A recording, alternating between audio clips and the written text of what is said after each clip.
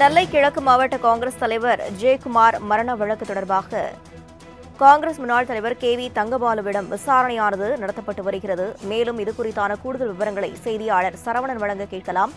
வணக்கம் சரவணன், இதுவரை நடத்தப்பட்ட விசாரணையில் ஏதேனும் தகவல் வெளியாகி இருக்கிறதா? விவரங்கள். வணக்கம் பிரவீனா. கடந்த 3 நாட்களுக்கு முன்பாக நெல்லை மாவட்ட காங்கிரஸ் கிழக்கு தலைவராக இருந்த ஜெயக்குமார் மர்மமான முறையில் அவரது இல்லம் அருகே அமைந்திருக்கக்கூடிய தோட்டத்தில் உடலானது பாதி இருந்த நிலையில் கண்டெடுக்கப்பட்டிருந்தது. இந்த வழக்கு விசாரணை தற்போது ஒரு இறுதி கட்டத்தை எட்டியுள்ளது என்றே போலீஸ் தரப்பில் கூறப்பட்டு வருகிறது.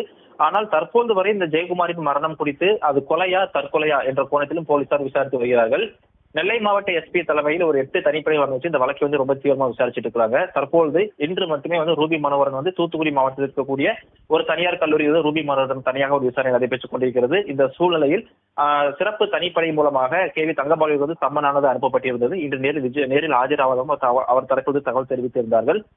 அந்த சம்மனை ஏற்று KV தங்கபாலு இன்று நெல்லை வருகை தந்திருந்தால் நெல்லை வண்ணாரப்பேட்டையில் அமைந்திருக்கக்கூடிய ஒரு தனியார் ஹோட்டலில் வைத்து தற்பொழுது இந்த விசாரணையானது துவங்கி நடைபெற்று வருகிறது.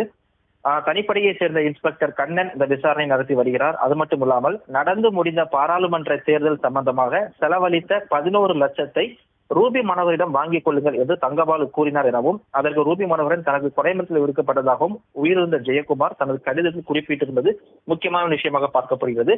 அந்த கடிதத்தின் அடிப்படையிலே ரூபி மனோகரன் மற்றும் தங்கபாலுடன் போலீசார் அடுத்தடுக்கான கேள்விகளை முன்வைத்திருக்கிறார்கள். தற்பொழுது KV தங்கபாலிடம் இந்த விசாரணை தொடர்ந்து நடைபெற்றுக் கொண்டிருக்கிறது.